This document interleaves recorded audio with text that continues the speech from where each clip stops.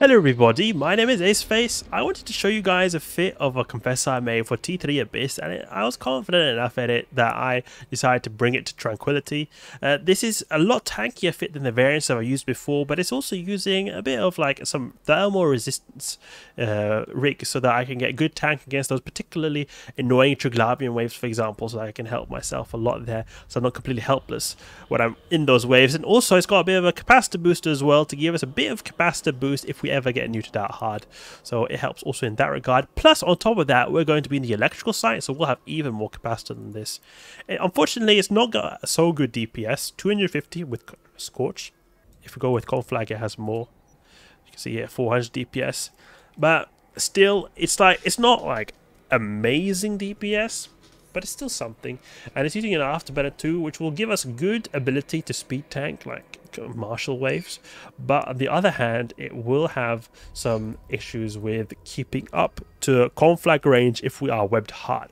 So that's one issue with it, so you'll have to use Scorch a lot. But I have tested this out in quite a few sites now, and I have in fact managed to go through the Angel Wave, and the Angel Wave is pretty difficult for like usually frigate sites, especially in the electrical sites, because in the electrical sites you'll have reduced EM damage, and they will in the electrical sites hammer you hard because the angels, they like really apply really well, and that plus the reduced EM resistance and the EM damage that the angels do, it will be a rough time. But I was able to get through them, and it was a pretty nasty wave I was up against as well. It was like 2 elite Lucifer Cinnabels, I believe there was 1 normal one and a bunch of Dramiels, so I able to got it through that. So you can see here, this was a really nasty angel wave, like 2 elite Lucifer Cinnabels. They're really powerful, and then we're tanking still pretty decently well, even with 1 armor repair, but we have to go to 2 eventually because the DPS is pretty overwhelming. I'm overheating liberally with my pulse lasers because you can even overheat a lot with the T3 destroyers, and I probably should have overheated more with my armor repairs, if you can see right here. But as soon as that first Lucifer Cinnabel dies, it was pretty smooth sailing, especially after my reactive armor hardener ramps up. Then it makes everything go a lot better because you have some really good resistances, especially combined with the defense mode's good resistances. You're very strong, and we've just overall we're really strong in terms of our armor repair rate. We've got some 2 boosters in, basic boosters, Synth, Exile, and Agency Hardshell, those ones, so very cheap boosters, but it is there just to get a bit of like extra tank, and it can sometimes be necessary. As you saw here, we were going almost into structure, we did dip a tiny bit into structure, but we are tanking like an absolute boss. When we overheat the armor repairs, it's really nice with that. But okay, let's get into the site right here. So I'm going to warp to a safe spot. Got the filaments in cargo, keeps a Nanite repair paste in case, you know, you have to overheat quite a bit, you want to repair a tiny bit, you know, it's nice to have. And I was getting neutered out pretty hard there as well in that angel wave, but the capacitor booster was able to get me through that. It was very nice. I could put 2 cat batteries, but I feel like it'll be still a bit better to have the capacitor booster. Like if we remove this, we will be cap stable in the abyssal site, but it will be still like, it'll be a lot better to have the capacitor booster, I think. I don't know. Maybe it would be good to have 2 cat batteries. You get a good capacitor resistance right there. But I feel like the capacitor boost is nice because when you're completely neutered out, it's hard to get back up from nothing, and sometimes that will happen, so sometimes you could need it. So let's get in here and wreck some abyssal entities. It is like, it's pretty hard to do this. I just want to keep a note of that. It's not an easy ride when you're doing the T3 solo in the Confessor. It's definitely not easy. You have to overheat, you have to use your modules tactically. This wave right here, I think it's going to be a walk in the park. Okay, but what? No warps. Confuse is what we're going to go for first. He is going to try to make me have shorter range. It's going to be annoying. Shoot this guy, and we'll just continue to go.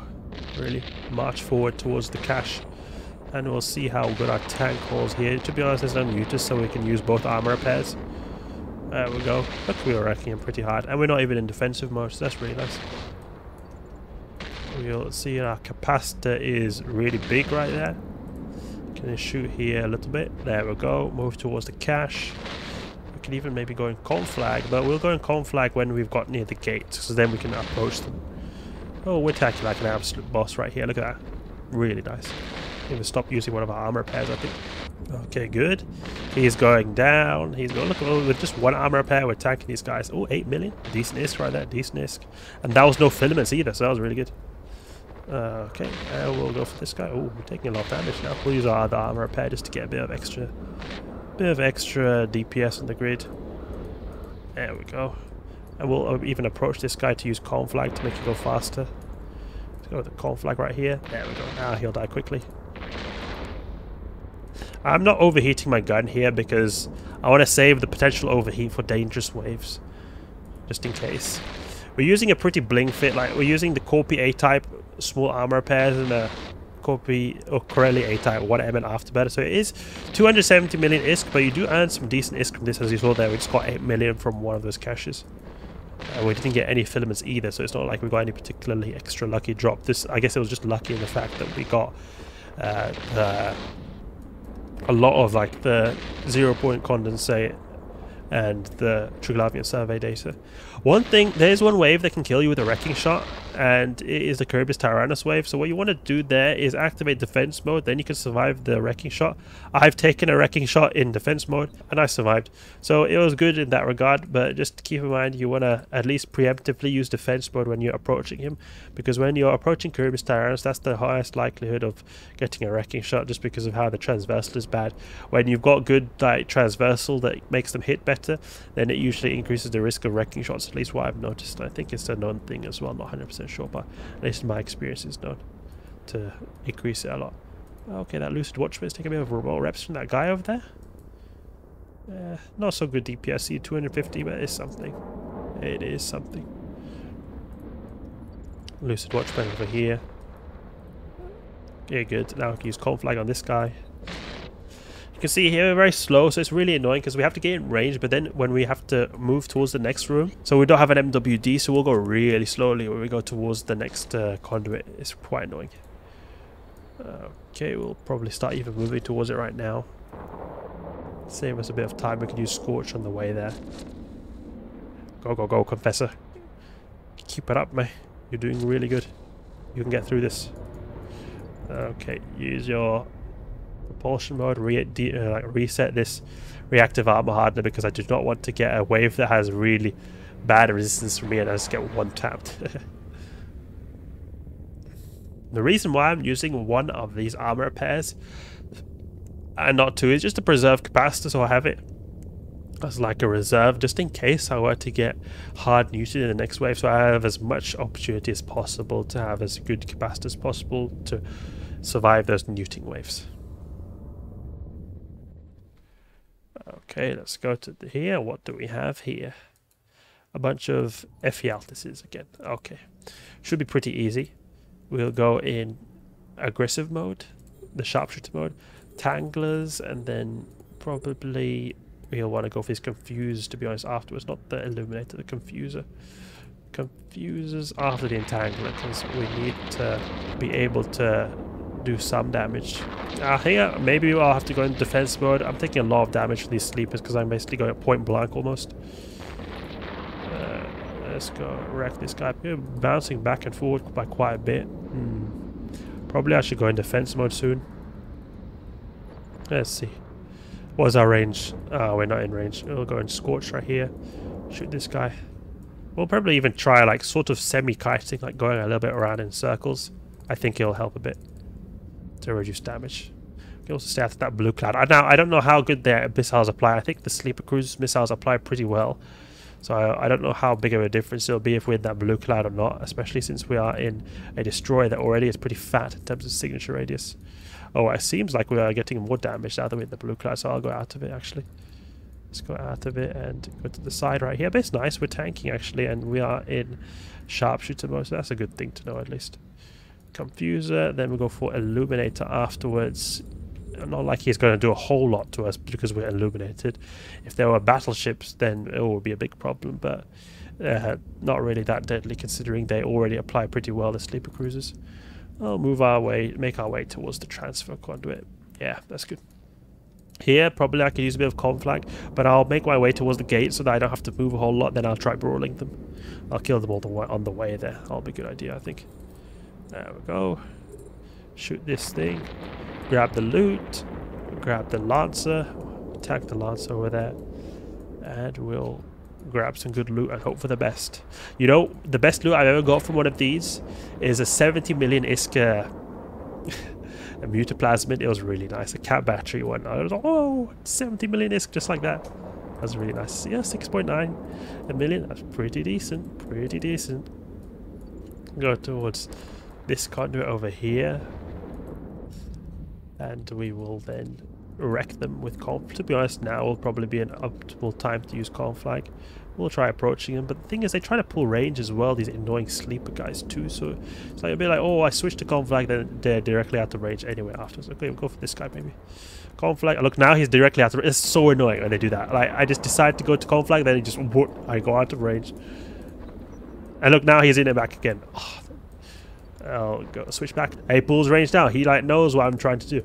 We'll just keep going, and then maybe he'll go bounce back in. I don't know. He seems to be taking quite a bit of damage anyway. Yeah, there we go. Now they're pretty close. Oof, oof. It's time to shred these guys now. Okay, move towards them like this. Oh, I don't want to bounce in the conduit though. You don't want to bounce in the conduit. Do some accidents in the abyss. Okay. Move towards him. I don't know where they're going. Completely random how they're going. They're going back or forward. Just die, you stupid sleeper cruiser. And how he decided to come closer. Okay. They'll go for this guy now. Okay, now they're deciding to pull range. Now they're deciding to approach. That's strange how they work, these AIs.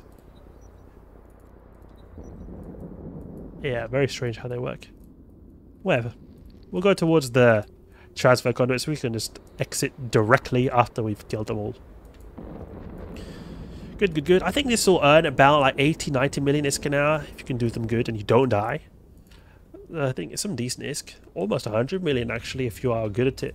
Like you see here, just from two sites, and we've not got crazy good filaments. I mean, you've got this Fierce Gamma, 3 million, but 15 million ISK just like that. And we're not even completed the site yet. And we're doing it, maybe we'll do each site in like 15 minutes or something like that. It's decent, I think. It's cheaper than a T3 Gila, especially now the Gila prices are really expensive. And you're adding more ISK than a T3 Gila as well. Bathnik Abyssal Overmind. Ooh, we'll go with the sharpshooter, but getting close. I don't think he can one-shot me. That's why I got a damage control right here to have more EHP to be able to survive potential wrecking shots. That's the reason why I went with that. Can try getting closer. And what I do is, this is one thing which is like a DPS check for the solo frigate abyss, because if you don't have enough DPS to knock out these Bathnik Abyssal Overminds in like under 6 minutes, then you'll probably die because you will not have like enough DPS to do it in a decent time if you're unlucky and get multiple Overmind spawns. So that's one thing the Confessor is really good at. You have really good DPS at close range, so you'll be killing the ship pretty quickly. Okay, let's wreck these. Sharpshooter for a little bit maybe, just to take out the... Ooh, look at that! A Raging Exotic. That's a really nice thing with the T3s. You have more likelihood of getting the good filaments. And go with the Sharpshooter mode again to get a bit closer quicker. This is annoying. He's kiting me. Filthy Abyssal Overmind kiting me. I can go up like this a little bit and try getting in range. Get in range a bit closer. Come on now. We're in propulsion mode. It's still taking us like a really long time to get in range of these guys. We can go ahead and sharpshoot it now. Oof. These glance shot to give me a big hit right there. We can orbit this guy at 500. And we'll then use our Conflag. And we can overheat it as much as we can. Let's overheat the crap out of these Conflags just as much as we possibly can, so that we can get as much DPS out of it as possible, so it doesn't take the whole day.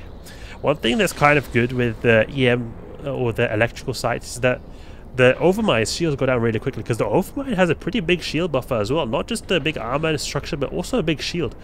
But the shield on the Overmind is really low in terms of its EM resistance. So if you're doing explosive damage, this shield is going to take the whole day. But if you're up against in the EM site, or like the electrical site, with already reduces the EM resistance, plus you're doing EM damage, it's going to, the shields go down pretty quickly. Good, good, good. You can orbit this guy and just wither him away. Pretty easy, pretty easy. We didn't even have to use the capacitor booster a single time, but I mean, we didn't encounter any nukes either. So it's just there for emergency situations, you can think of it like that. But at the same time, it's not there to be like, oh, in the very, very emergency situations. You can feel quite liberal in how much you can use your capacitor booster. Don't worry about wasting charges. They hardly cost anything, and they really give you a big boost to capacitor when you use them. Yeah, I stopped overheating there because I was taking a lot of damage. Yeah, good. He's almost dead now. Getting through this pretty quickly. It's really nice. Confessor is strong. Confessor is strong. He's also got a tracking assist bonus. Increases the likelihood of this guy knocking us out with a wrecking shot. Let's just hope it doesn't happen and doesn't kill us. I think we can just about survive a wrecking shot because we've got the damage control too, but it'll come close, especially when we're in a sharpshooter. If we're in defensive mode, we'll definitely survive a wrecking shot, but in sharpshooter it'll get close. It'll get close. Okay, let's go and just pop this extraction node over here. Oh, no, I wanted to shoot this one. There we go. Oh, it did give no loot. Sad right there. What about that one over there? Will they give any loot? Oh, definitely will give loot. It'd be nice if get some extra side ISK. The T3s, especially T4, T5s, you start to get more ISK from those extraction nodes. Alright, good. Let's go for this extraction over here. Curious what it gives. But the propulsion mode to get a bit of faster speed in case it drops something. Get closer here. Navigate around the abyssal asteroids. Got some asteroids over here that can bump us if we're not too alert. Okay, sharpshooter now. Shoot it, please. Oh, it gave something good. Okay, I'll move and get this sub node over here. Decreasing slightly in speed now. Can use the propulsion mode again because we're not having to shoot anything more now. Move up a little bit. Hold down Q. People ask me all the time. Hold down Q. Click once. Move up like that. And if we can get this node right here. Move, please, Confessor. You need to move a little bit, man. You need to move. 200k ISK. Basically nothing. Okay, what do we get here? 27 million. Nice ISK right there. And we did this in like 15 minutes. Pretty decent. And we're not using a particularly expensive fit either. I mean, it is an expensive Confessor fit, but what I mean is, compared this to a Gila, this is pretty cheap. So I think that's very nice. Nice Gila alternative. It is a lot more demanding on the player though. You need to use a lot more of like your overheating knowledge, your switching tactical modes, switching ammo types. Gila is so much more straightforward, so it still is going to be a lot more difficult, a lot more stressful experience, I would say. But if you can do this good, you'll have some nice ISK. More than even the Gila doing T3s at a cheaper price as well, because just the Gila hull alone right now costs over 300 million, while this whole setup costs below 300 million. And on the flip side, we're adding more ISK per site than a Gila. Not as much, not as quick. The Gila will be quick in terms of speed, but it'll still be decent in terms of the ISK per hour. Let's dock up in Jita and sell my wares. So that's it. Confessor for T3 Electrics. Hope you guys enjoyed the video right here. If you did, please leave a like and subscribe. I'll catch you guys later.